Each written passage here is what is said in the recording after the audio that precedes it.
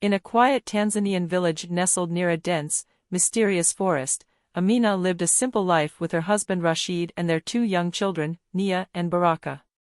Their home was humble, surrounded by farmland, and their days were filled with hard work and joy. Rashid, a skilled hunter and farmer, often ventured into the forest to provide for the family. Despite their modest life, there was a sense of comfort in their routine, until a strange discovery shook Amina's peace. One morning, as Rashid dressed for work, Amina noticed fresh claw marks across his back. The wounds looked deep but oddly clean, as if made by a precise, sharp instrument. Concerned, she asked, "Rashid, what happened to your back?" He glanced over his shoulder, his expression calm but evasive. "It's nothing," he replied. "I must have scraped myself against a thorn bush while in the forest." Amina nodded, but unease settled in her chest. Thorn bushes didn't leave marks like those. She let the matter rest for the moment but resolved to watch him more closely. Over the next few weeks, Amina began noticing peculiar changes in Rashid's behavior. He grew more distant, often retreating to the forest without explanation. On nights of the full moon, he would leave home after dark, sometimes returning near dawn, exhausted and disoriented. Each time, she found new marks on his body, claws, scratches, and bruises. "What are you doing out there, Rashid?" she finally confronted him one night. "The forest is no place to wander so late." He avoided her gaze and muttered something about protecting their land from wild animals, but his response felt hollow. Determined to uncover the truth, Amina sought counsel from Mama Zawadi, an elder in the village known for her knowledge of ancient traditions. Mama Zawadi lived on the edge of the village, her hut filled with herbs, charms, and faded parchments. When Amina shared her concerns, the old woman's face grew serious. "The forest is alive, child," she said, her voice low. "It has spirits, both good and evil. Long ago, it was said that men who wished to protect their families could make pacts with these spirits, but it comes at a cost." Amina shivered but dismissed the story as an old woman's ramblings. Still, a seed of doubt had been planted. On the night of the next full moon, Amina decided to follow Rashid.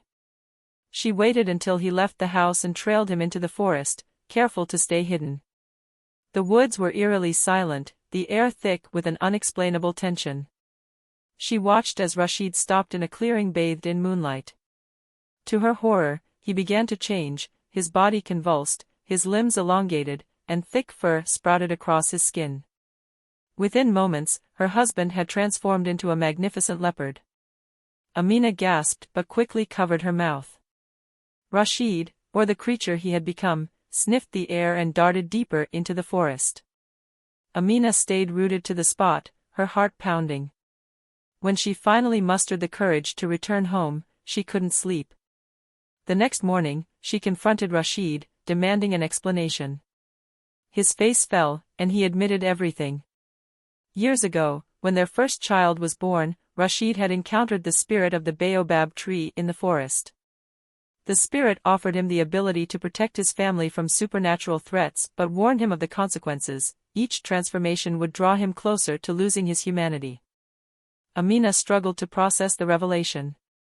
She was torn between admiration for his sacrifice and fear for what he might become.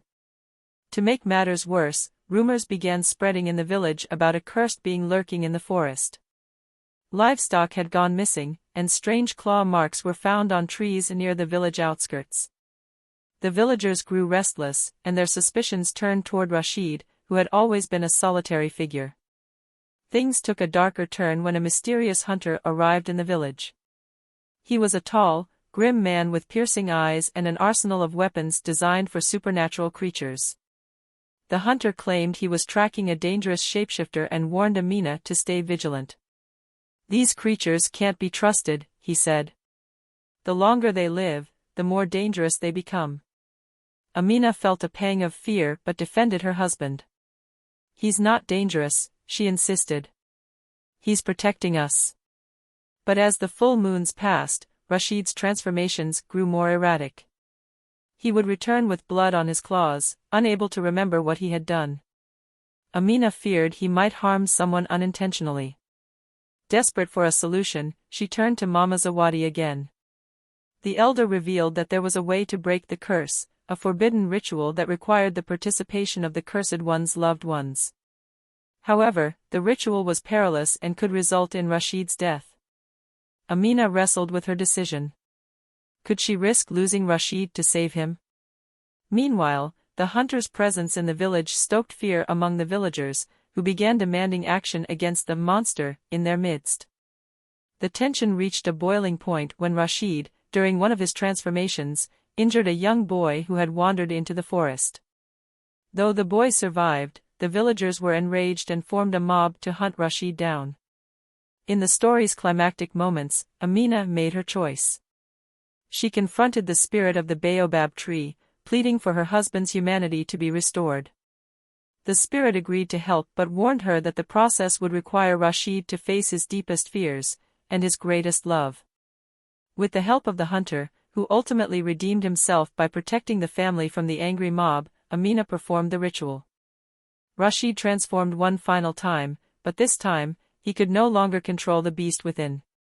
He attacked the hunter, who sacrificed himself to save Amina and the children. In a moment of clarity, Rashid regained his humanity just long enough to say goodbye to Amina. He then made the ultimate sacrifice, allowing the spirit to take his life to break the curse. The forest fell silent, and the supernatural threats plaguing the village vanished. Rashid's death brought peace but left a void in Amina's heart. Over time, the village healed. The villagers, once consumed by fear, came to honor Rashid as a hero who gave his life to protect them. Amina stepped into a leadership role, guiding the village with wisdom and strength. On the night of the next full moon, she sat beneath the baobab tree, gazing at the stars. In the distance, she heard the faint roar of a leopard, and a sense of peace washed over her. She knew Rashid's spirit would always watch over them, his love eternal and his sacrifice not in vain.